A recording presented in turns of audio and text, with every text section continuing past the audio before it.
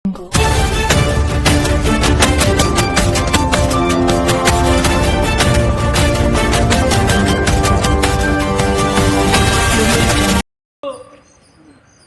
30 సంవత్సరాల నుంచి కూడా వికలాంగులు పింఛను మేరే కుటుంబాలు ఆధారపడి ఉంటే ఈరోజు కూటమి ప్రభుత్వం తీసుకున్న నిర్ణయం ప్రకారంగా అరుగులు వికలాంగుల పింఛను కూడా తొలగించడం జరిగింది.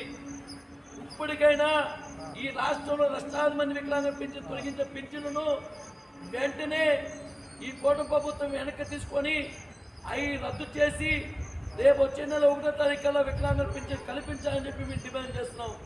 బాపట్ల జిల్లాలో 3829 పింఛన్లను వార్డు సచివాలయం ద్వారా వికలాంగులకు గతంలో వచ్చే వికలాంగులకు నోటీస్ ఇచ్చి ఈరోజు మీకు వచ్చే నెల నుంచి పింఛన్ రాదని చెప్పి నోటీస్ ఇవ్వడం జరిగింది. అడుగైన వికలాంగులు కాలు చెయ్య మోగా చెవుడున్న వికలాంగుల పింఛను తొలగించడానికి ఈ కూటమి ప్రభుత్వం ఎలా మనసు వస్తుందని చెప్పి మేము డిమాండ్ చేస్తున్నాం.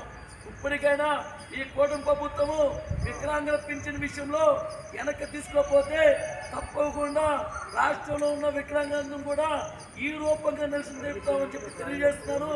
బాపట్ల జిల్లా గవర్నర్ జిల్లా కలెక్టర్ గారు మా వికలాంగుల సమస్యని వికలాంగుల పింఛన్ తొలగించిన విషయం మీద తప్పకుండా చర్య తీసుకొని మా వికలాంగులందరూ కూడా వికలాంగుల పింఛన్ను మళ్ళీ కొనసాగించాలని చెప్పి డిమాండ్ చేస్తున్నాం.